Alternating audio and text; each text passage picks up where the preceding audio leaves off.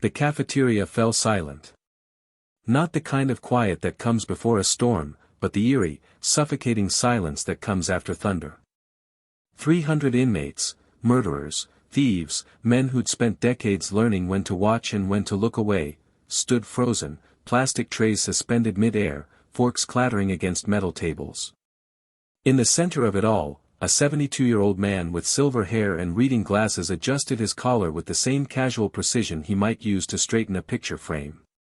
At his feet, unconscious and drooling, lay Tommy, the Bull, Richardson, 6'4", 260 pounds of pure terror, the man who'd ruled Riverside State Penitentiary with an iron fist for 8 years. And no one, not even the guards frozen in the doorway with their hands on their batons, could believe what they'd just witnessed. Stay with me until the end, because what happened next turned one old man into a living legend and made the most dangerous men in America afraid to even look him in the eye. Welcome back, family. If you love great stories, you're in the right place. Don't forget to like, subscribe, and turn on the notification bell so you never miss a new upload. Let's jump right into today's story. The steel doors of Riverside State Penitentiary closed with a sound that Samuel Washington would later describe as thunder that broke men. It wasn't just the metallic clang or the hydraulic hiss, it was the finality. That soul-crushing certainty that the world you knew, the life you'd built, had just been sealed away behind reinforced concrete and razor wire. Samuel heard that sound and felt nothing. Not fear. Not regret. Not even resignation. Just the same calm centeredness he'd cultivated over 54 years of martial arts practice. At 72 years old, Samuel Washington looked exactly like what Central Casting would send if you ordered, harmless elderly grandfather. 5'9", 155 pounds soaking wet, with silver hair cropped close to his scalp and wire-rimmed reading glasses perched on his nose. His brown skin had weathered into soft wrinkles around his eyes, the kind that suggested a lifetime of smiling. His hands, though, told a different story. They were gnarled and scarred, the knuckles slightly enlarged from decades of conditioning, the fingers still remarkably flexible. But most people never looked that closely. The intake officer, a bored woman named Stevens who'd processed 3,000 inmates and thought she'd seen everything, barely glanced at him as she pushed a stack of orange fabric across the counter. Washington, Samuel. Age 72. Tax evasion. 5 years. She looked up, actually seeing him for the first time, and something like pity flickered across her face. You got people on the outside, old-timer. Someone to put money on your books. My daughter checks in every Sunday, Samuel said quietly, his voice steady and warm. I'll be fine. Stevens shook her head. Listen, I'm not supposed to say this, but, keep your head down in here. Way down. Men like you don't usually last long. No offense. Samuel smiled, a genuine smile that reached his eyes. None taken. I appreciate the concern. She didn't know that Samuel Washington had owned and operated 3 successful kung fu dojos across California for 40 years. That he held master rankings in 5 different martial arts styles. That he'd trained law enforcement, military personnel, and competitive fighters who'd gone on to win national championships. That his students called him Sifu, teacher, and that even now, at 72, his body was a precisely maintained weapon honed by a lifetime of discipline. The tax evasion charge was legitimate, if frustratingly mundane. Samuel had trusted the wrong accountant, signed papers he should have read more carefully, and ended up on the wrong side of federal law. His lawyer had advised him to take the plea deal, 5 years, eligible for parole in 3. Fighting it would have cost hundreds of thousands in legal fees and risked a longer sentence. So Samuel had accepted his fate with the same philosophical calm he'd taught his students: control what you can control, accept what you cannot, and maintain your center through all things.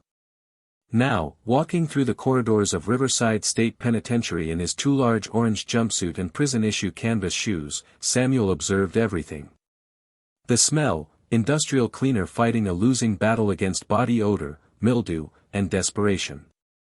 The sounds, metal scraping metal, distant shouts, the constant background hum of ventilation systems that never quite worked.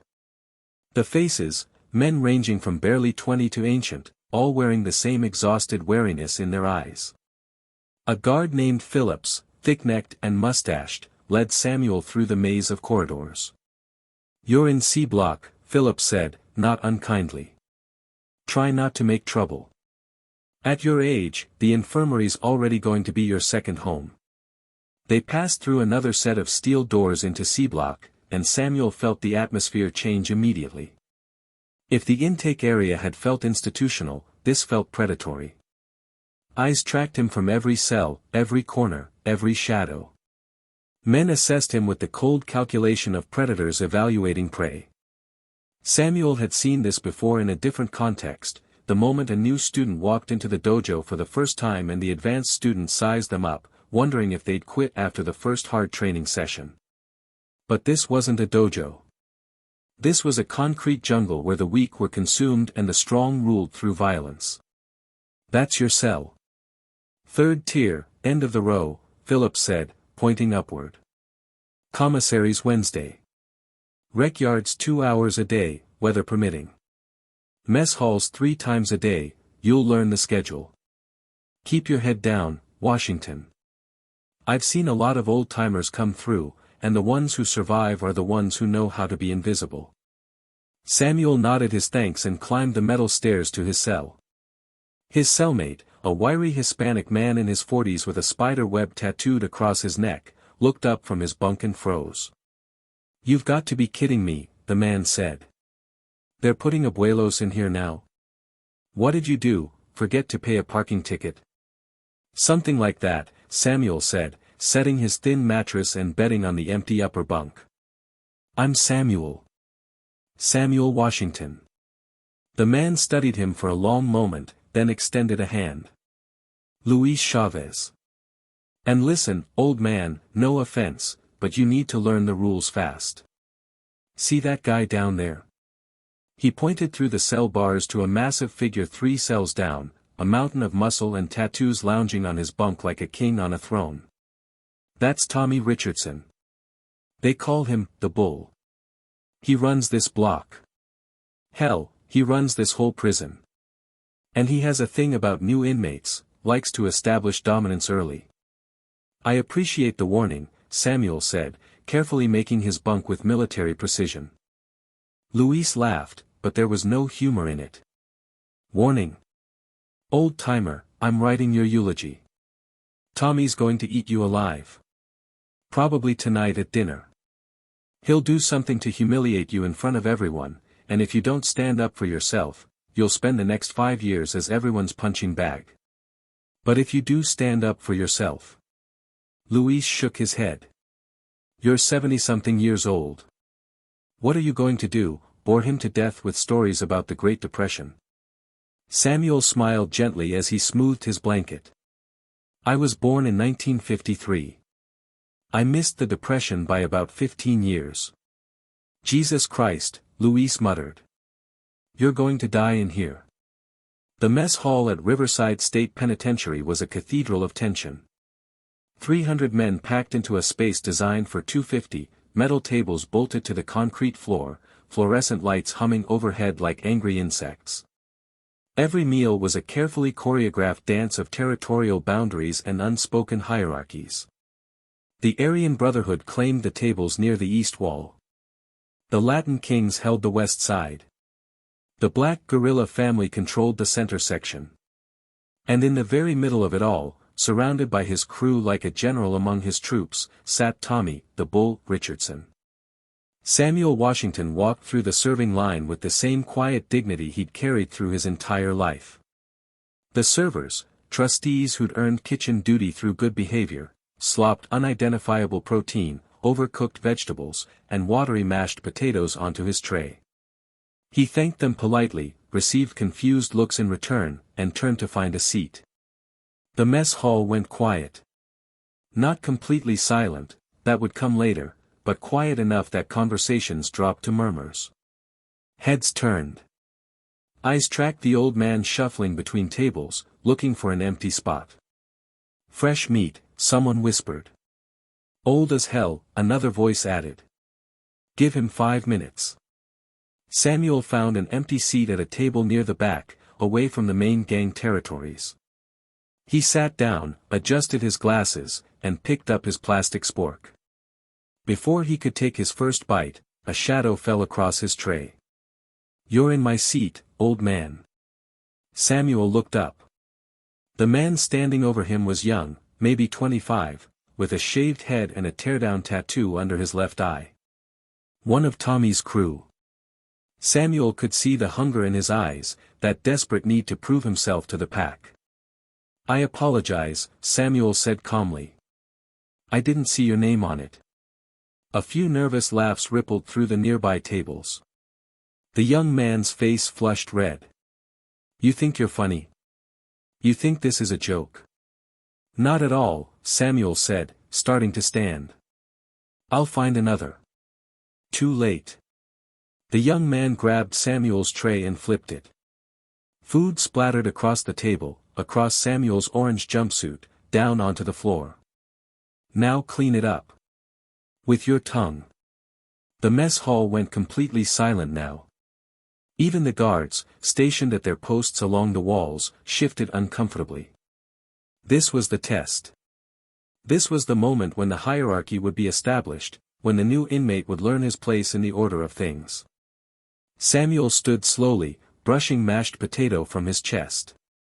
He looked at the young man, really looked at him, and saw past the bravado to the fear underneath. This wasn't about Samuel at all. This was about a young man desperate to maintain his own position in Tommy's crew, terrified of being seen as weak. What's your name, son? Samuel asked quietly. The question caught everyone off guard.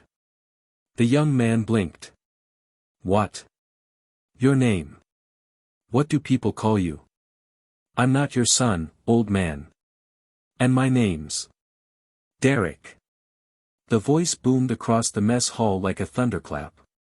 Tommy Richardson was standing now, all 6'4", 260 pounds of him. He had the kind of body that came from a lifetime of prison weightlifting, muscles stacked on muscles, neck as thick as most men's thighs, arms that strained against his orange sleeves. His face was all hard angles and cold eyes, with a scar running from his left eyebrow down to his jaw. Tattoos covered every visible inch of skin, gang symbols, prison art, declarations of violence. Derek stepped back immediately. I know what you were doing, Tommy said, walking toward them. The crowd parted like the Red Sea. But you're doing it wrong. You don't waste food in here. That's disrespectful to the servers. He nodded toward the kitchen. And this right here. He stopped directly in front of Samuel, looking down at him the way a lion might regard a wounded gazelle. This requires a more personal touch. Samuel met his gaze without flinching. Up close, he could see the calculations happening behind Tommy's eyes. This was theater. Everything Tommy did was designed to maintain his reputation, to feed the myth of his invincibility. You know who I am, old-timer? Tommy asked, his voice carrying across the silent hall. I've heard you're the man in charge, Samuel replied evenly. Tommy smiled, a predator's smile with no warmth. That's right. And you know what that means? It means when someone new comes into my house, they pay a tax. Call it, a welcoming fee. He gestured to the food on the floor. So here's what's going to happen. You're going to get down on your hands and knees, and you're going to lick every bit of that food off my floor. And while you're doing it, you're going to thank me for the privilege. The mess hall held its collective breath. Guards watched but didn't move. This was prison politics, and unless blood was spilled, they'd let it play out. Samuel looked at the food on the floor. Then at Tommy. Then, incredibly, he smiled. Not a nervous smile or a scared smile, but the patient smile of a teacher watching a student about to learn an important lesson. I'm afraid I can't do that, Samuel said quietly. Tommy's eyes widened slightly. In 8 years of ruling Riverside, no one had ever refused him. What did you say? I said no. Samuel's voice remained calm, almost gentle. I won't kneel. I won't lick your floor. I won't humiliate myself for your entertainment. The silence in the mess hall was absolute. Even the ventilation system seemed to hold its breath. Tommy's face twisted with rage. You stupid old. He reached out to grab Samuel's collar with both hands. And that's when everything changed. What happened next would be discussed in whispers for years. It would become legend, myth, the kind of story that new inmates wouldn't believe until they met the old man themselves and saw the respect in the eyes of men who feared nothing. Tommy's hands were still reaching for Samuel's collar when the old man moved. Not frantically, not desperately, but with the kind of fluid precision that comes from 5 decades of practice. Samuel's left hand came up in a gentle arc, intercepting Tommy's right wrist. His fingers found pressure points that most people didn't even know existed, pressing with surgical accuracy. Tommy's hand went numb instantly. Before Tommy could process what was happening, Samuel's right palm struck forward, a technique called iron breath palm in the kung fu tradition. It looked like nothing. A gentle push. Barely any visible force. But Samuel's palm connected with the solar plexus, and the strike traveled through Tommy's muscular exterior to the nerve cluster beneath. Tommy, the Bull, Richardson, the most feared man in Riverside State Penitentiary, made a sound like a deflating balloon. His eyes went wide. His mouth opened and closed like a fish on dry land. And then, as 300 inmates watched in stunned silence, his knees buckled and he collapsed onto the concrete floor. Samuel stepped back, lowering his hands to his sides, his breathing still calm and even. He looked down at Tommy with something that might have been sympathy. You'll be fine in about 30 seconds, Samuel said quietly. Just breathe. The diaphragm spasm will pass. The mess hall exploded into chaos. Inmates jumped to their feet, shouting. Tommy's crew rushed forward, 5 men surrounding Samuel in an instant. Guards blew whistles and started moving in, batons drawn. But everyone froze when Tommy, still gasping on the floor, raised one shaking hand. Don't, Tommy wheezed, his voice barely audible. Don't touch him. It wasn't mercy. Samuel could see that clearly. It was calculation. Tommy had just been humiliated in front of the entire prison population, and having his crew defend him would only make it worse. Better to play it off, to pretend this was somehow part of his plan, to regroup and plan his revenge away from watching eyes. Captain Morrison, the head guard, pushed through the crowd. He was a stocky man in his 50s with gray at his temples and the tired eyes of someone who'd seen too much violence. He looked at Tommy on the floor, then at Samuel standing calmly with his hands at his sides, then back at Tommy. What happened here? Morrison demanded. He attacked me, Tommy said, slowly getting to his feet. His breathing was returning to normal, but his face was flushed with humiliation and rage. The old man attacked me for no reason. Morrison looked at Samuel. That true? Samuel met his gaze steadily. Mr. Richardson grabbed me first. I defended myself. I didn't injure him, he'll have no marks, no bruises.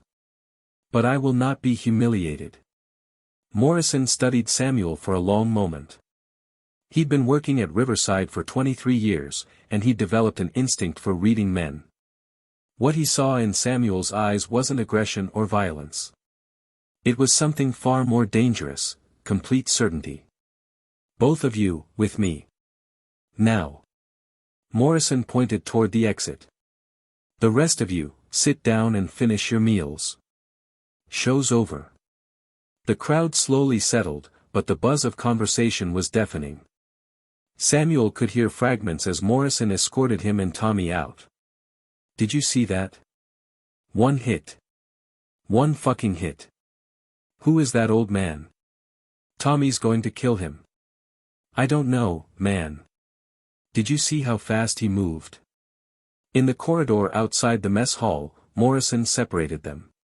Tommy's crew tried to follow, but Morrison cut them off. Not you. Just Richardson and Washington. They walked in silence to Morrison's office, a small, cluttered space that smelled like coffee and old paperwork. Morrison sat behind his desk and gestured for them to sit in the two chairs opposite. Tommy sat. Samuel remained standing until Morrison gave him a direct order. "Sit down, Washington." Samuel sat, his posture perfectly upright, hands folded in his lap. Morrison looked between them, rubbing his temples. "I've been doing this job for 23 years, and I've never seen anything quite like what just happened in there. Richardson, you want to press charges? Say this man assaulted you?" Tommy's jaw worked. Samuel could see the war happening behind his eyes. Pressing charges would mean admitting weakness, going on record that he'd been dropped by a 72-year-old man. But not pressing charges meant letting it go, and Tommy's entire empire was built on never letting anything go. "No charges," Tommy finally said, his voice tight. "It was a misunderstanding." Morrison's eyebrows rose. "A misunderstanding. That's right." Tommy stood, his eyes locked on Samuel. "We're good. Aren't we, old man?" Samuel recognized the game. Tommy was giving him an out, a chance to back down, to apologize, to show submission in private that would allow Tommy to save face. But Samuel had lived too long and learned too much to play those games. "We're not good," Samuel said calmly. "You tried to humiliate me. I stopped you. If you try again, I'll stop you again. That's not a threat, it's just a fact." The temperature in the room dropped 20 degrees. Tommy's hands clenched into fists. Morrison stood up quickly. "That's enough. Richardson, get back to your cell. Washington, you too. And both of you, stay away from each other. That's not a request." Tommy left without another word, but the look he gave Samuel promised violence. Morrison waited until the door closed, then turned to Samuel. "What are you?" Morrison asked quietly. "Excuse me. You're not just some old man who forgot to pay his taxes. What are you?" Samuel smiled slightly. "I'm exactly what my file says, Captain. A retired business owner who made a mistake." Morrison shook his head. "You just dropped the most dangerous man in this prison with one hit. That's not normal." "I taught martial arts for 40 years, Samuel said simply. "Old habits. Old habits." Morrison laughed without humor. "Mr. Washington, let me give you some free advice. What you did in there, that just painted a target on your back the size of Texas. Tommy Richardson doesn't forget, and he doesn't forgive. He's going to come for you." Samuel stood, adjusting his glasses. "Then I suppose I'll deal with that when it happens." As Samuel walked back to C Block, Louis's words echoed in his mind, "You're going to die in here." Maybe. But he wouldn't die on his knees. The shower room in C Block was a nightmare of cracked tile and perpetual dampness. 20 showerheads lined the walls, most of them functioning only sporadically, spitting out water that alternated between scalding and freezing. The drains were always partially clogged, leaving shallow pools of soapy water on the floor. It was the kind of place where you kept your eyes open and your back to the wall. Samuel had learned the rhythm of prison life quickly. 3 days had passed since the cafeteria incident, and he'd spent them quietly observing, learning the patterns, understanding the flow of power. Tommy had been notably absent from the common areas, and his crew moved with a new tension, like wolves waiting for their alpha to give the signal. Luis had tried to warn him. "He's planning something, viejo. Tommy always goes quiet before he strikes. You need to request protective custody." But Samuel had declined. Protective custody meant isolation, meant living in fear. He hadn't survived 72 years on this earth by hiding from confrontation. Now, at 6 in the morning, Samuel stood under one of the functioning showerheads, letting the lukewarm water run over his shoulders. The shower room was mostly empty, just 2 other inmates at the far end, both keeping to themselves. Samuel had deliberately chosen this time, the early shift when most men were still sleeping off the previous day's tension. He heard them before he saw them. 3 sets of footsteps, moving with purpose. Samuel didn't turn around, didn't react, just continued washing, his breathing steady and calm. In the polished metal sheet that served as a mirror, he could see their reflections approaching. 3 men. All from Tommy's crew. The one in the middle was Derek, the young man who'd flipped Samuel's tray. The other 2 were larger, one black, one white, both with the kind of physiques that came from endless hours in the prison gym. "Well, well," Derek said, his voice echoing off the tile. "Look who we found. All alone. No guards. No cameras in here." Samuel turned off the water and reached for his towel. The 3 men spread out, blocking the exit. The other 2 inmates in the shower room grabbed their things and hurried out without a word. "Smart. Tommy sends his regards," the black man said. His name was Marcus. No, Samuel corrected himself, he needed to remember the character name restrictions. His name was Jerome, and he had a homemade shiv palmed in his right hand, the handle wrapped in torn bedsheet. "Says to tell you that nobody disrespects the bull and walks away." Samuel wrapped the towel around his waist, his movements unhurried. "So he sent you 3 to do what he couldn't do himself?" Derek's face flushed. "He didn't send us. We volunteered. You made him look bad, old man. You made all of us look bad." "I defended myself," Samuel said calmly. "Nothing more, nothing less." "Doesn't matter," the 3rd man said, a white guy with a swastika tattooed on his neck. His name was Travis, and he was holding a sock filled with something heavy. "A lock, probably. You're about to learn what happens to people who step out of line." They moved simultaneously, a coordinated attack that spoke of practice. Jerome came from the left with the shiv, aiming low for Samuel's kidney. Travis swung the sock weapon in a wide arc toward Samuel's head. Derek charged straight forward, trying to tackle him against the wet wall. In his youth, Samuel might have met force with force, might have blocked and countered with aggressive techniques. But at 72, he'd learned that true mastery wasn't about strength, it was about efficiency. About using an opponent's momentum against them. About finding the path of least resistance. Samuel dropped into a low stance, his bare feet finding purchase on the wet tile. Derek's tackle met empty air as Samuel sidestepped, redirecting the young man's momentum with a gentle hand on his back. Derek crashed face-first into the tile wall with a sickening thud and crumpled to the ground, unconscious. Jerome's shiv thrust continued forward into the space where Samuel had been standing. Samuel's left hand intercepted Jerome's wrist, not grabbing, just touching, guiding the blade away from his body. His right hand struck upward, palm connecting with Jerome's elbow. The joint hyperextended with a pop, and the shiv clattered to the floor.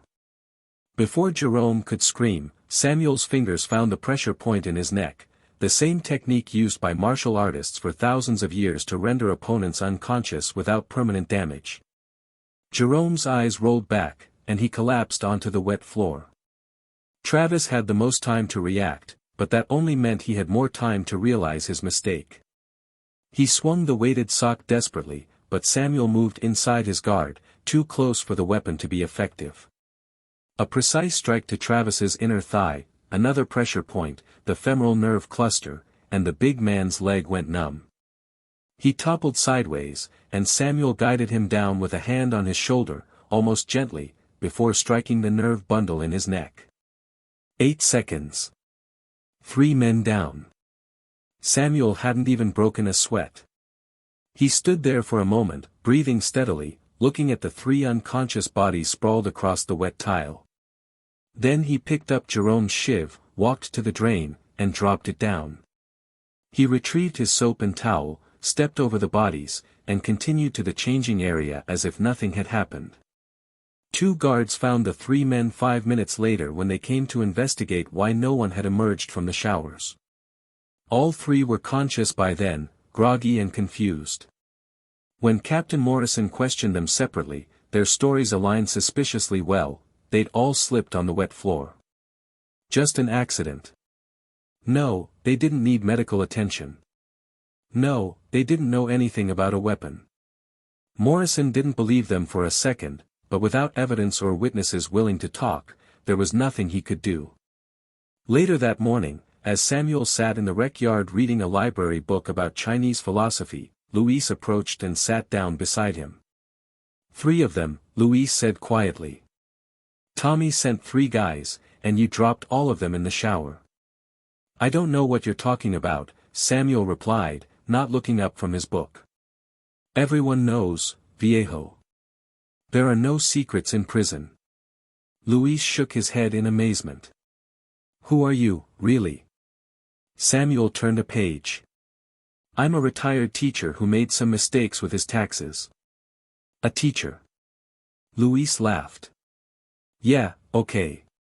A teacher who fights like Bruce Lee. Bruce Lee was a remarkable martial artist, Samuel said. But his style and mine are quite different. In his cell 3 tiers up, Tommy Richardson sat on his bunk, his face dark with rage. The first attack had failed. The old man was clearly more dangerous than he'd anticipated. But Tommy hadn't ruled this prison for 8 years by giving up after the first setback. It was time to bring in outside help. Time to call in someone who owed him a favor. Someone who'd never lost a fight. Someone they called the Crusher. The library at Riverside State Penitentiary was a refuge of relative peace. Dusty shelves lined the walls, filled with donated books, mostly outdated textbooks, worn paperbacks, and religious texts. A handful of tables and chairs provided space for inmates to read, study for their GED, or simply escape the constant tension of the cell blocks for an hour. An elderly librarian named Mrs. Chen oversaw the space with fierce protectiveness, treating the library as sacred ground where violence was strictly forbidden. Samuel had taken to spending his afternoons there, finding solace in books about philosophy, history, and martial arts theory. Today he was reading about Taoist principles of balance when he sensed the change in atmosphere. The other inmates, usually 5 or 6 men scattered throughout the space, suddenly found reasons to leave. Books were hastily returned to shelves. Chairs scraped against the floor. Within 2 minutes, the library was empty except for Samuel and Mrs. Chen, who looked up from her desk with concern. Mr. Washington, she said quietly, perhaps you should leave as well. I'm in the middle of a chapter, Samuel replied gently. I'd like to finish it. Mrs. Chen opened her mouth to protest, but the library door swung open with a heavy creak. 2 men entered, and the temperature in the room seemed to drop.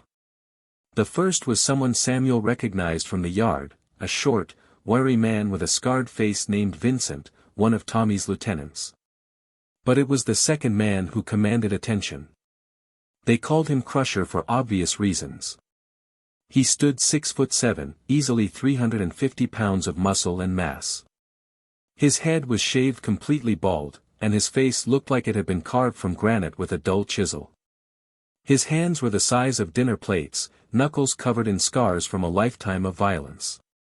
He wore his orange jumpsuit with the sleeves torn off, revealing arms covered in prison tattoos, teardrops, lightning bolts, and the letters AB for Aryan Brotherhood prominently displayed across his right bicep.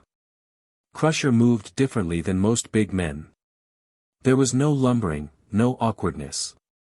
He moved with the confidence of someone who'd never met an opponent he couldn't physically dominate. Mrs. Chen, Vincent said politely, you should take your break now. Go get some coffee. We'll watch the library for you. Mrs. Chen looked at Samuel, her eyes pleading with him to leave with her. But Samuel just smiled and nodded toward the door. It's all right. I'll be fine. She left reluctantly, and the moment the door closed behind her, Vincent locked it. The click of the deadbolt echoed through the silent library.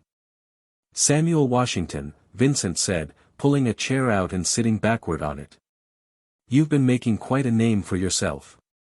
1 week in Riverside and you've already become a legend. The old man who dropped Tommy the bull. The grandfather who put 3 men in the infirmary. No one went to the infirmary, Samuel corrected mildly, marking his place in the book and setting it aside. They were all walking within minutes.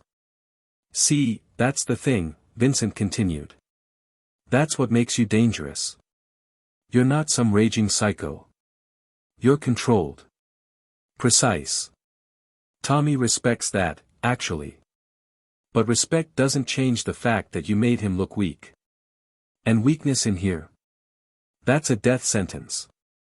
Samuel looked at Crusher, who stood silently by the door like a mountain waiting to fall. So he brought in outside help. Someone from B Block, if I'm not mistaken. Vincent grinned. You've done your homework. Yeah, Crusher here is from B Block. And Tommy had to call in a very expensive favor to get him moved to the library detail today. You know what Crusher's record is? 47 fights. 47 wins. 32 by knockout. He once beat a man so badly that they had to wire his jaw shut for 6 months. I don't want to fight anyone, Samuel said calmly. I just want to serve my time in peace. Too late for that, old man, Vincent said, standing up. He pulled something from his pocket, a straight razor, the kind barbers used to use, probably stolen from the prison barbershop. See, Tommy was very clear. This can't look like another one-on-one. Can't look like you won fair and square. So here's how it's going to go, Crusher is going to hold you down while I carve Tommy's initials into your face. Then we're going to break both your arms. And then you're going to spend the rest of your sentence knowing your place. Samuel stood slowly, removing his glasses and folding them carefully before placing them on the table. Have either of you considered that this might not go the way you're planning? Vincent laughed. You serious? Look at Crusher. Really look at him. He's twice your size and half your age. You might know some kung fu magic tricks, but this is different. This is real violence, old man. All violence is real, Samuel said quietly. The difference is in how you respond to it. Crusher finally spoke, his voice surprisingly high-pitched for such a large man. I don't like hitting old people. But business is business. Don't take it personal. I appreciate that, Samuel said. And I won't take it personally when I defend myself. Vincent moved first, the razor flashing in the fluorescent light. He was fast, faster than Derek or Jerome had been. Street smart, experienced with a blade. But Samuel had faced knife attacks in training for 50 years. He'd studied Filipino martial arts, which specialized in blade work. He knew that the key wasn't to meet the blade directly but to control the hand that held it. Samuel's left hand deflected Vincent's wrist just inches, enough to send the razor past his face. His right hand struck Vincent's elbow, and the blade clattered to the floor. A knee to the solar plexus, and Vincent folded over, gasping. But Crusher was already moving. For a man his size, he was terrifyingly fast. His massive arms reached for Samuel like falling trees, trying to grab him in a bear hug that would crush ribs and collapse lungs. Samuel did something that seemed impossible. He moved toward Crusher instead of away. He stepped inside the giant's reach, too close for those massive arms to get proper leverage. And then, with movements refined over 5 decades, Samuel began to dismantle the mountain. A strike to the inside of Crusher's knee, not hard enough to break, just enough to destabilize. A palm strike to the floating ribs. A finger jab to the nerve cluster in the armpit. None of the strikes looked powerful. None of them seemed like they could possibly affect a man of Crusher's size. But Crusher's left leg buckled.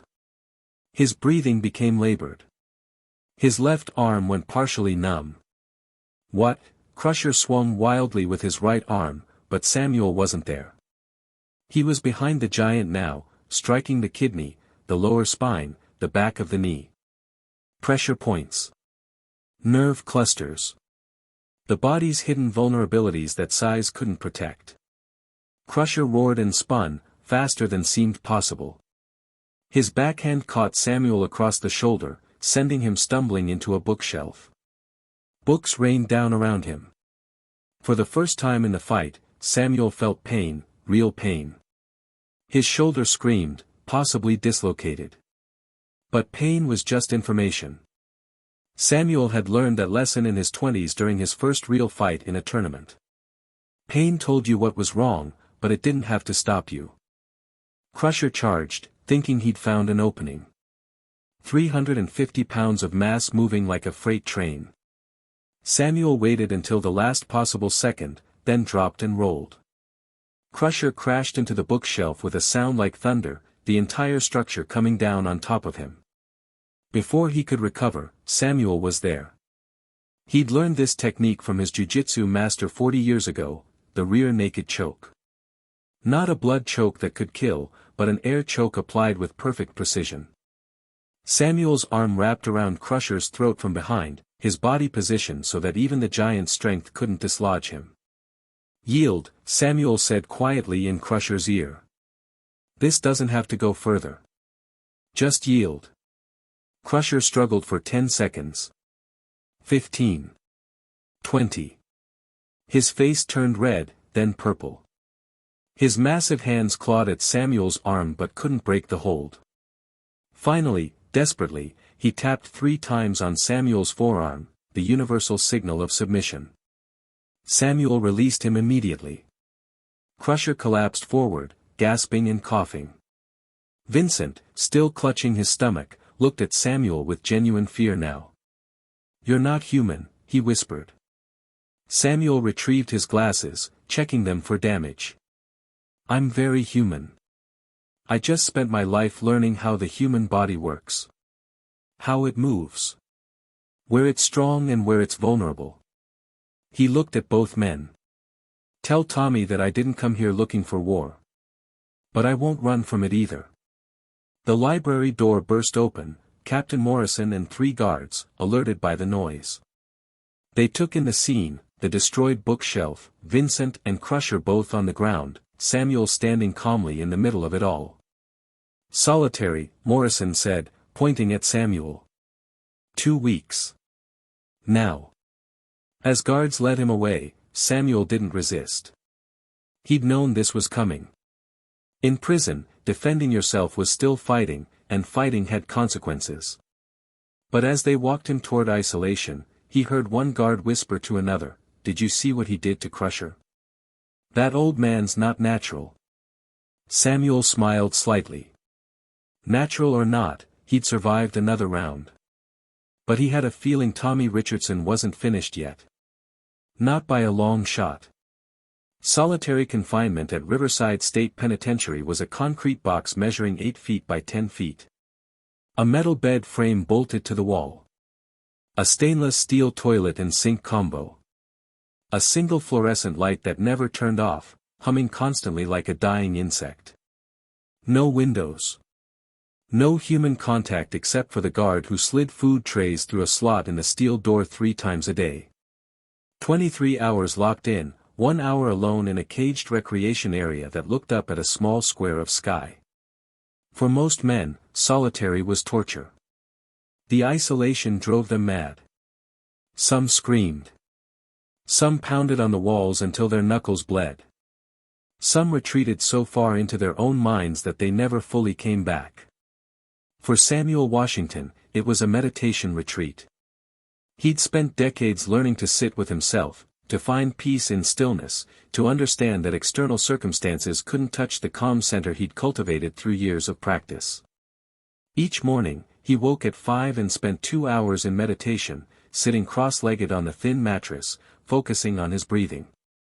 Then stretching exercises, carefully, mindfully, testing his shoulder that Crusher had struck.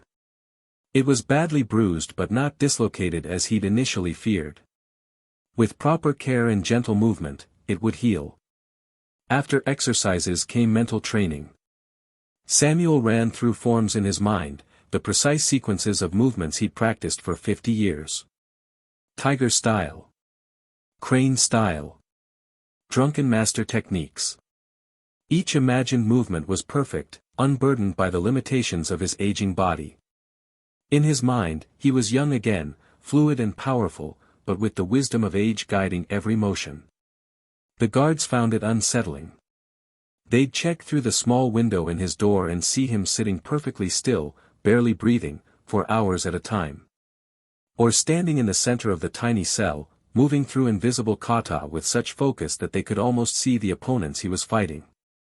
"He's weird," one guard told Morrison after the first week. "Most guys are climbing the walls by day 3. This old man looks like he's at a spa." Morrison wasn't surprised. He'd been watching Samuel Washington carefully, reviewing his file, making calls. The tax evasion was real, but the man's background was fascinating. 3 successful dojos. Trained law enforcement and military. Multiple black belts. Student testimonials describing him as a master who could read your intentions before you moved and defeat you without hurting you. One former student was now a UFC fighter who credited Samuel with teaching him the mental discipline that separated champions from everyone else. Captain Morrison had worked in corrections for 23 years, and he developed an instinct for dangerous men. But Samuel Washington was something different. Not dangerous in the explosive, unpredictable way that most violent inmates were. Dangerous in the way a loaded gun was dangerous, perfectly controlled until the moment someone pulled the trigger. Meanwhile, in C Block, Tommy Richardson was losing his grip on power. The cafeteria incident had cracked his aura of invincibility. The shower room failure had widened that crack. But when word spread that a 72-year-old man had defeated Crusher, the legendary Crusher, who'd never lost a prison fight, Tommy's empire began to crumble. Men who'd paid tribute to Tommy for years started questioning why. Rival gangs sensed weakness and began pushing boundaries. The Latin King started sitting at tables that used to belong to Tommy's crew. The Aryan Brotherhood made moves on the drug trade that Tommy had controlled. Even within his own crew, Tommy could feel the doubt, the whispered conversations that stopped when he entered a room. Luis watched it all from his cell and marveled at the transformation. "You've been here 2 weeks," he told Samuel on his first day back from solitary, "and you've completely changed the power structure." Tommy's scrambling. The whole prison's watching to see what happens next. Samuel sat on his bunk, reading the same philosophy book he'd been studying before the library incident. "I didn't do anything. I just defended myself." "You're either incredibly humble or incredibly naive," Luis said. "This isn't over. Tommy can't let this stand. His reputation is everything, and you've destroyed it. He's going to come at you with everything he has." "Then I suppose I'll deal with that when it happens," Samuel replied calmly, turning a page. What Samuel didn't know, what no one except Tommy's inner circle knew, was that Tommy had spent the 2 weeks of Samuel's isolation putting together something unprecedented in Riverside's history. Something that had never been done before. Tommy had called a summit. Representatives from every major gang in the prison, the Latin Kings, the Aryan Brotherhood, the Black Guerrilla Family, the Mexican Mafia, the Vice Lords.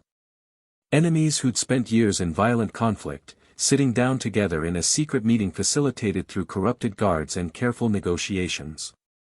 The proposition was simple: temporary alliance. One target. One objective. Crush Samuel Washington so completely that his legend died with his dignity. "This old man has made fools of all of us," Tommy had told them. "He walks through our house like he owns it. He drops our soldiers like they're nothing. Every day he's still standing is a day that shows the world we're weak. So I'm proposing something that's never been done. For one day, we put aside our differences. We come together. And we put this old man in the ground, metaphorically or literally, I don't care which." There was resistance at first. The Latin Kings didn't trust the Aryan Brotherhood. The Black Guerrilla Family had blood feuds with the Vice Lords. But Tommy was persuasive, and more importantly, he was right. Samuel Washington had become a symbol, proof that reputation and size meant nothing against true skill. If one old man could defeat their soldiers one by one, what did that say about their power? One by one, the gang leaders agreed. Not out of loyalty to Tommy, but out of self-interest.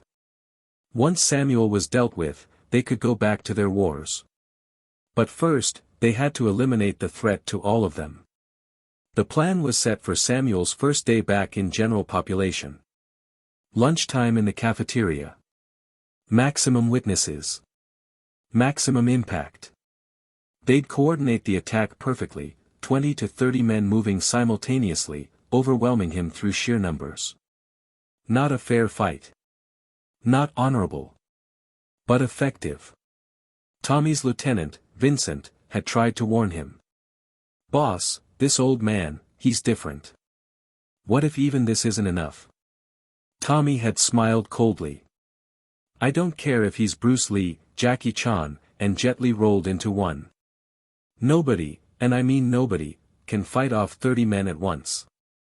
Physics doesn't allow it. The human body doesn't allow it. This ends tomorrow." As Samuel lay in his bunk that night, staring at the concrete ceiling, he felt the tension in the air. Something was coming. He could sense it the way animals sense storms, an instinct honed by decades of training in combat. The guards were nervous. The inmates were whispering.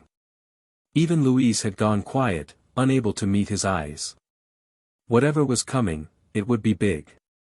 Final.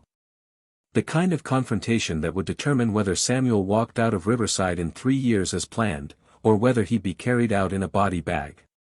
He closed his eyes and began to meditate, slowing his heartbeat, centering his mind. If this was to be his greatest test, he would face it the same way he'd faced every challenge in his life, with calm, with discipline, and with the absolute certainty that true power came not from violence, but from mastery of self. Tomorrow would tell whether 54 years of training had been enough. Tomorrow, the legend would either be born or buried. The cafeteria buzzed with an energy that made the guards nervous.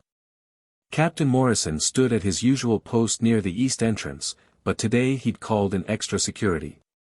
6 guards instead of the usual 3. Something was wrong. He could feel it in his bones, in the way inmates kept glancing at the clock, in the way rival gang members sat closer together than they ever had before. Samuel entered the cafeteria at exactly noon, carrying his tray from the serving line. The institutional food today was some kind of mystery meat, watery green beans, and bread that could double as a weapon. He scanned the room, his trained eyes picking up details that most people would miss. The Latin kings and Aryan Brotherhood sitting at adjacent tables, unheard of. Members of the Black Guerrilla family and vice lords making eye contact, nodding slightly. Tommy Richardson in the center of the room, surrounded by his crew, but something was different. He wasn't eating. He was watching. Waiting. Luis had tried one last time that morning. "Don't go to lunch, viejo. Please. Fake sick. Request protective custody. Something. Whatever's coming, it's big." But Samuel had simply smiled and said, "Running away doesn't solve problems. It just postpones them." Now, walking through the cafeteria with his tray, Samuel felt like a gladiator entering the Colosseum. Every eye tracked him. Conversation stopped mid-sentence. The usual noise of 300 men eating and talking faded to an eerie near silence. He found an empty table near the back, the same area where this had all started 2 weeks ago. He set down his tray, adjusted his glasses, and picked up his plastic spork. Tommy stood up. That was the signal. What happened next would be talked about for decades. It would become the most legendary fight in Riverside State Penitentiary's 70-year history. New inmates would hear the story and think it was exaggerated myth. But the guards who witnessed it, the inmates who survived it, and the security footage that captured it would all confirm, it was real. 27 men stood up simultaneously. Latin kings. Aryan Brotherhood. Black Guerrilla family. Vice lords. Tommy's crew. Independent operators. Every major power player in C block, plus recruits from B and D blocks who'd been transferred in specifically for this. They'd armed themselves with whatever they could fashion or steal, shanks wrapped in cloth, locks in socks, sharpened plastic, and most dangerously, their bare hands and overwhelming numbers. They formed a loose circle around Samuel's table, closing in from all sides. There was no escape route. No way to run even if he'd wanted to. The guards started moving forward, reaching for their radios, but they were too far away. By the time backup arrived, this would be over. Tommy walked forward until he stood at the edge of the circle, outside the ring of attackers. "Nothing personal, old man," he called out. "But you've become a problem that needs solving. You can make this easy and just lie down, or you can make it hard. Either way, this ends now." Samuel stood slowly, removing his glasses and folding them carefully before tucking them into his pocket. He looked around at the 27 men surrounding him, young and old, small and large, all united in their intention to destroy him. "I'm going to give all of you one chance," Samuel said, his voice calm but carrying across the silent cafeteria. "Walk away now. Go back to your tables. No one needs to get hurt." Someone laughed. Then another. The idea that one 72-year-old man was offering mercy to 30 attackers seemed absurd. "Your funeral," Tommy said, and nodded. They rushed him from all sides at once. What Samuel did next shouldn't have been possible. Physics shouldn't have allowed it. The human body, especially one that had lived for 72 years, shouldn't have been capable of what happened in the next 3 minutes. But Samuel Washington had spent 54 years studying the ancient principle that mastery wasn't about strength, it was about economy of motion, about using an opponent's force against them, about finding the spaces between attacks and flowing like water through impossible gaps. The first man to reach him was a Latin king named Carlos, swinging a sock-wrapped lock at Samuel's head. Samuel ducked under it, feeling the wind of its passage, and struck Carlos's inner thigh, femoral nerve cluster. Carlos's leg gave out, and he crashed into the 2 men behind him, creating a domino effect. A shiv came at Samuel's kidney from the right. He turned his body just inches, letting the blade pass harmlessly, then trapped the wielder's arm and redirected him into an Aryan Brotherhood member charging from the left. They collided and went down in a tangle of limbs. Samuel moved through the chaos like smoke, never staying in one place long enough for the attackers to coordinate. A palm strike here to a solar plexus. A finger jab there to a pressure point. A sweep of the leg, using one man's momentum to take down 3 others. He wasn't trying to seriously injure anyone, that would be wasteful and, more importantly, wrong. He was simply rendering them unable to continue fighting. But there were so many of them. For every 2 he put down, 3 more pressed in. A fist caught him in the ribs, real pain, probably a crack. Another blow glanced off his temple, making his vision blur. He tasted blood in his mouth. A voice in Samuel's head, his old master's voice from 40 years ago, whispered, "When overwhelmed, become the storm's eye. Let chaos flow around you, not through you." Samuel stopped trying to fight them all. Instead, he positioned himself so that the attackers got in each other's way. He grabbed one charging man and spun him into 3 others. He ducked under a wild haymaker and let it connect with the attacker's ally. He used bodies as shields, as weapons, as obstacles. The cafeteria had become a battlefield. Tables were overturned. Trays clattered across the floor. Men shouted and cursed and swung wildly. And in the center of it all, one old man in an orange jumpsuit moved with impossible grace, his silver hair catching the fluorescent light, his movements economical and precise. 10 men down. 15.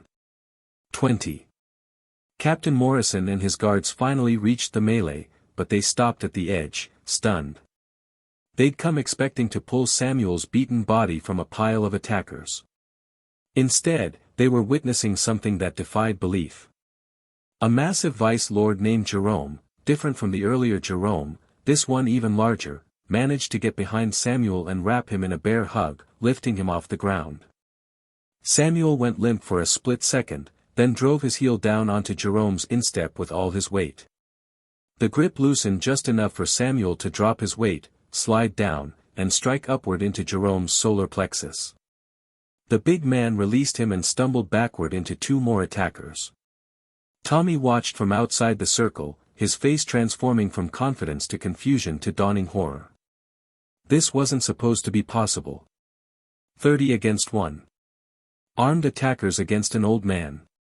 It should have been over in seconds. But Samuel Washington was still standing. Still moving. Still fighting. And his attackers were running out of steam. The fight had been raging for nearly 4 minutes, an eternity in hand-to-hand combat. Samuel's breathing was labored now, his movements fractionally slower than they'd been at the start. His ribs screamed with every breath. His left eye was swelling shut from a glancing blow. His knuckles were split and bleeding. But he was still standing. Around him, the cafeteria floor was littered with groaning, defeated men. Some clutched injured limbs. Others lay stunned, unable to process how they'd been taken down.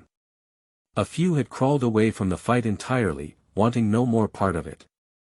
Of the original 27 attackers, only 8 were still on their feet, and even they were hesitating now, exchanging glances that asked the same question: how is this possible? The remaining fighters circled Samuel warily, no longer rushing in recklessly. They'd learned that lesson the hard way. These were the strongest, the most skilled, the most determined of the group, including Tommy's top lieutenant Vincent, who'd recovered from the library incident and come back for revenge. "He's tired," Vincent said, breathing hard. "Look at him. He can barely stand. We can still do this." It was true. Samuel swayed slightly on his feet, his guard lower than it had been. Blood dripped from a cut above his eyebrow. His orange jumpsuit was torn and stained.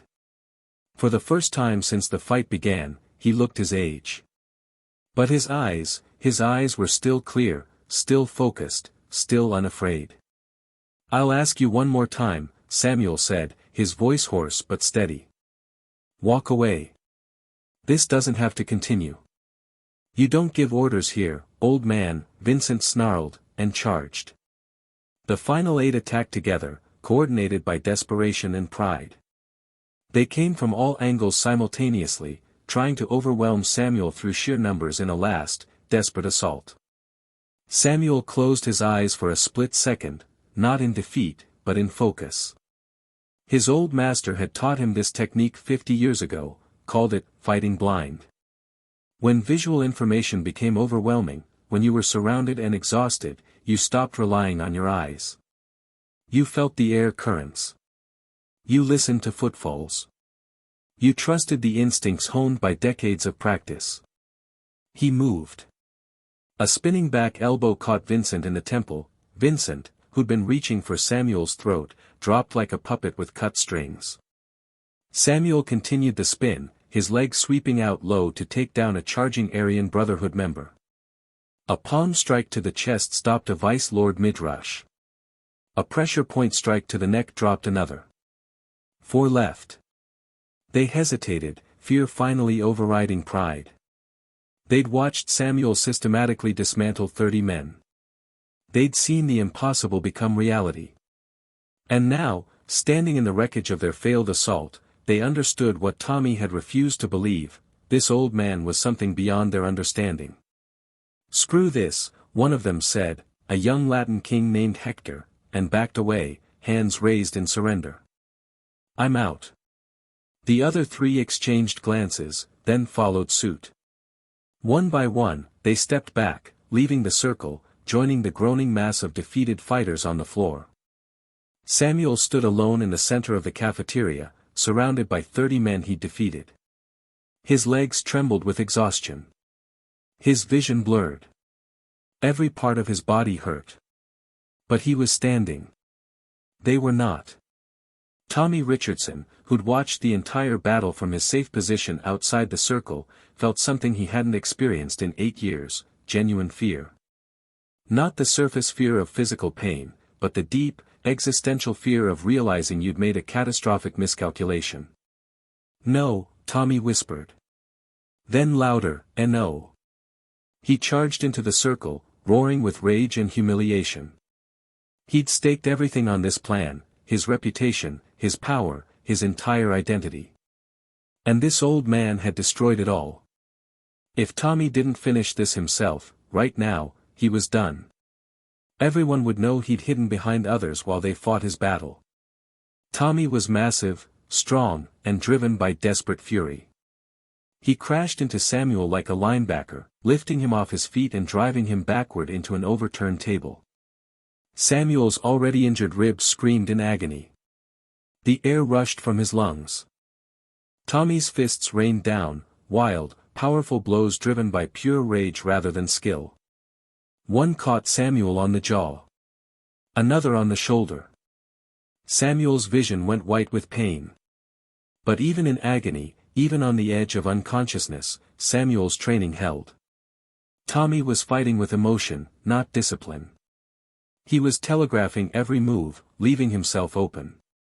Samuel's hand shot up between the flailing fists and found Tommy's throat, not to crush it, not to kill, but to press the exact pressure point that would cause temporary paralysis of the larynx and windpipe. Tommy's eyes went wide. His hands flew to his throat. He couldn't breathe.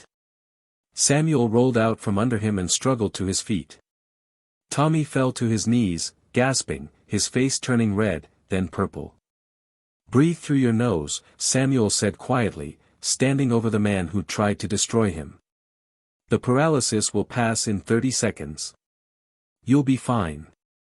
He could have finished it then. Could have struck Tommy while he was helpless, humiliated him completely. But that wasn't who Samuel Washington was. He'd never fought for pride or revenge. Only for survival and principle. Captain Morrison and his guards finally moved in, surrounding Samuel with riot shields and batons raised. On the ground. Now. Samuel slowly lowered himself to his knees, then to his stomach, hands behind his head. He didn't resist as they cuffed him. Didn't protest as they dragged him to his feet. The cafeteria was absolute chaos. 30 men in various states of injury and consciousness. Overturned tables. Food and blood on the floor. And in the middle of it all, one 72-year-old man being led away in handcuffs, his face battered but his dignity intact. As guards escorted Samuel past the watching inmates, something extraordinary happened. One by one, men started to stand, even those who'd fought against him, even rival gang members who'd never shown respect to anyone. They stood in silence, watching the old man walk past, and in their eyes was something that hadn't been there before, respect. Not fear, not hatred, but genuine respect for someone who'd proven himself beyond any doubt. Luis stood among them, tears streaming down his face. "Dios mío," he whispered. He really did it. The crazy old man actually did it. Tommy, still on his knees and gasping for air, watched Samuel leave. His empire was over. Everyone knew it. He'd thrown everything at the old man, every resource, every favor, every ounce of power he'd accumulated over 8 years, and it hadn't been enough. As they led Samuel through the steel doors toward what he assumed would be permanent solitary confinement or worse, he felt at peace. He'd defended himself. He'd maintained his principles. He'd proven that true mastery wasn't about age or size or even numbers, it was about discipline, skill, and the unshakable calm that came from knowing yourself completely. Whatever consequences came next, he would face them the same way he'd faced everything else in his life, with dignity, with honor, and with absolute certainty that he'd done what was right. The steel doors closed behind him with that same sound of thunder. But this time, Samuel smiled. Because he understood now what that sound really meant. Not breaking. Not defeat. Freedom. The disciplinary hearing was held 3 days later in Warden Patricia Holloway's office, a sparse room with government-issue furniture and faded photographs of past wardens lining the walls. Samuel sat in a wooden chair, his hands cupped in front of him, his face still bearing the yellow-green bruises of the cafeteria battle. His cracked ribs had been wrapped by the prison medical staff, but every breath was still a reminder of what he'd endured. Warden Holloway was a stern woman in her late 50s who'd spent 30 years working her way up through the corrections system. She'd seen everything: riots, murders, corruption, and prided herself on running a tight, fair institution. She sat behind her desk, reviewing the incident report with a furrowed brow, while Captain Morrison stood to her right and Samuel's court-appointed lawyer, a tired-looking man named Peters, sat beside him. "Mr. Washington," Holloway began, looking up from the report, "in my 30 years in corrections, I have never, and I mean never, seen anything like what happened in that cafeteria. The security footage shows 27 inmates attacking you simultaneously in a coordinated assault. It also shows you defending yourself against all of them for nearly 5 minutes." She paused, shaking her head. "The doctors have examined every single one of your attackers. Not one of them has permanent injuries. Bruises, sprains, temporary paralysis from nerve strikes, but nothing permanent. How is that possible?" Samuel met her gaze calmly. "I spent my life learning how to defend myself without causing unnecessary harm. Even in that situation, that principle held." "That principle nearly got you killed," Morrison interjected. "If you'd been any other inmate, we'd be investigating a homicide right now." "Your homicide?" "Perhaps," Samuel acknowledged. "But I'm not dead. And neither is anyone else." Holloway leaned back in her chair, studying him. "We've reviewed the footage extensively. We've interviewed witnesses, though getting them to talk was like pulling teeth. What we've determined is that you were clearly the victim of a premeditated assault. Multiple gang leaders coordinated this attack, which is unprecedented in this facility's history." She glanced at a document. "Tommy Richardson orchestrated it, using his influence to unite rival factions against you." "That's correct," Samuel said simply. "The problem," Holloway continued, "is that you also violated prison rules by fighting. Our zero-tolerance policy doesn't make exceptions, even for self-defense. Technically, I should add time to your sentence and keep you in administrative segregation indefinitely." Samuel nodded. He'd expected as much. In prison, survival and rules often contradicted each other. "However," Holloway said, and Samuel detected the slightest hint of a smile, "I'm also not an idiot. What happened in that cafeteria has completely changed the power dynamics in this facility. Tommy Richardson's crew has disbanded. The gang alliance fell apart the moment you defeated them.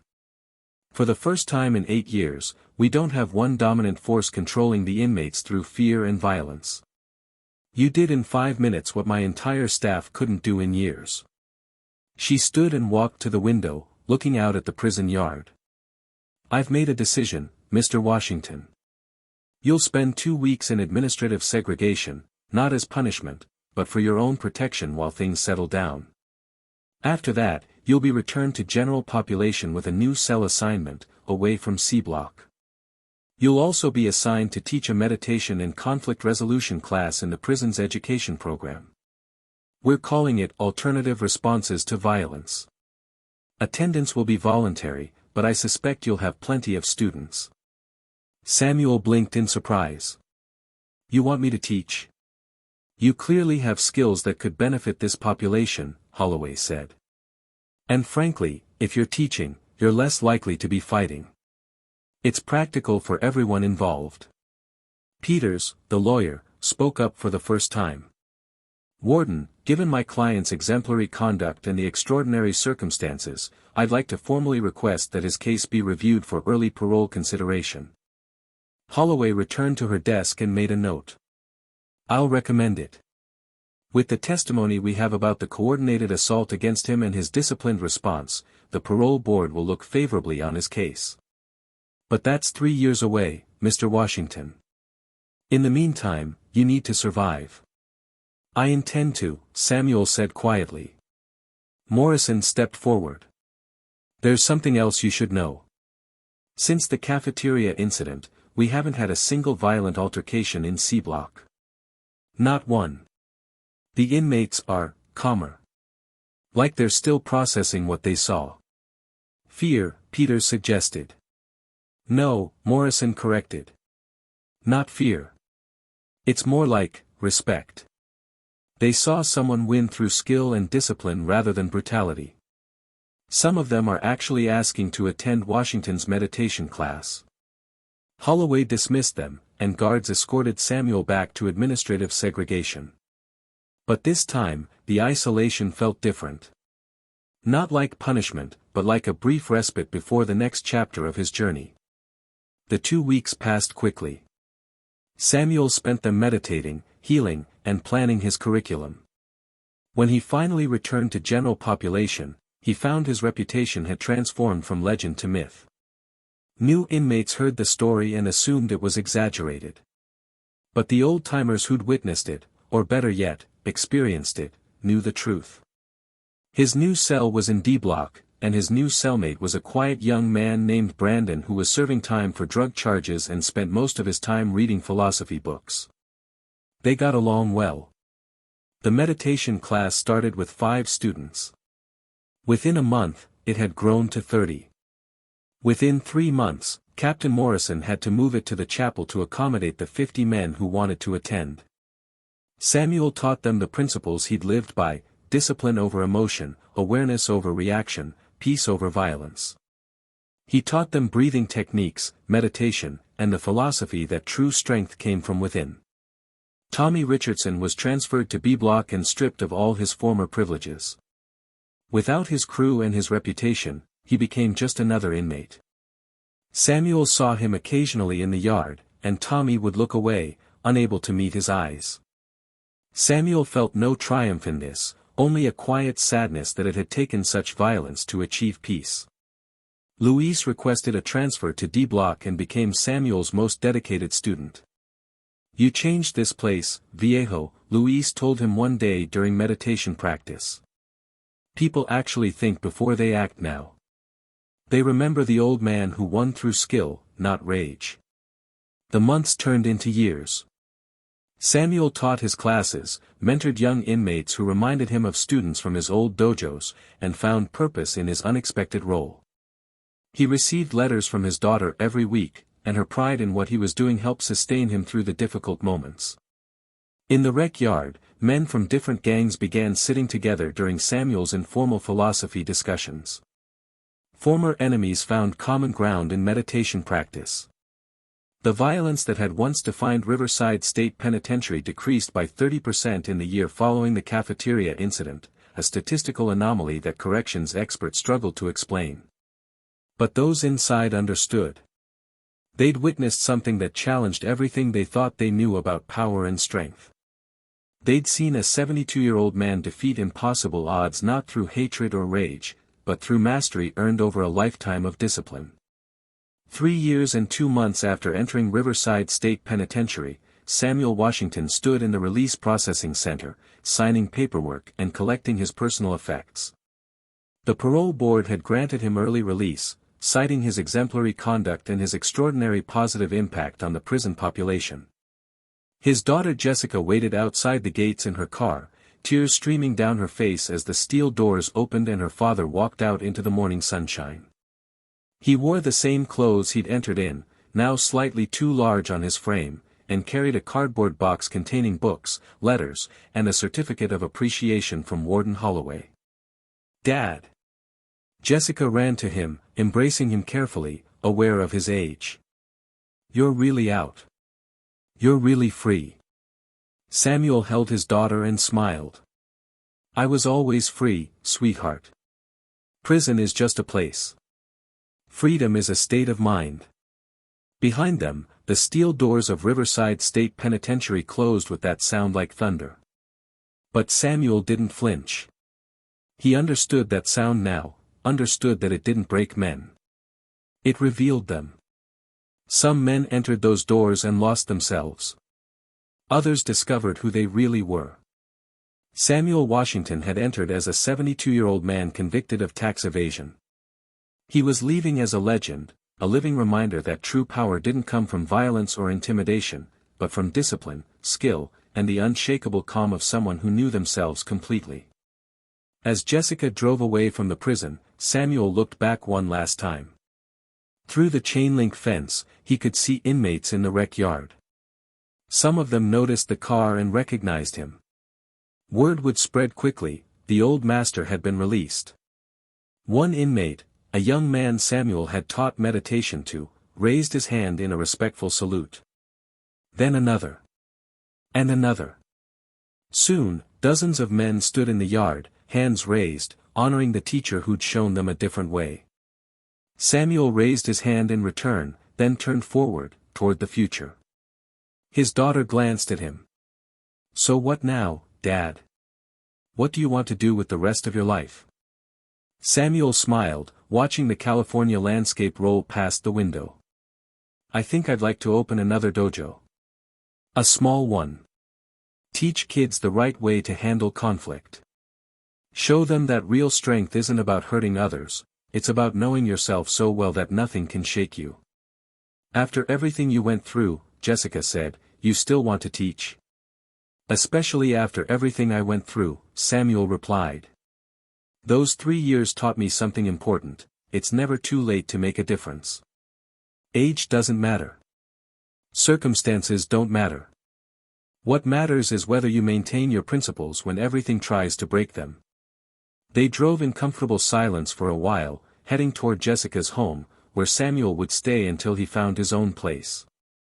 The sun was rising higher, burning off the morning fog, revealing the day in all its possibility. Samuel Washington had entered prison as a man who'd made mistakes. He was leaving as a man who'd proven that mistakes don't define you, your response to adversity does. He'd faced the worst that prison could throw at him and emerged with his dignity intact, his principles unbroken, and his spirit stronger than ever. The story of the 72-year-old kung fu master who defeated 30 men in a prison cafeteria would be told for decades.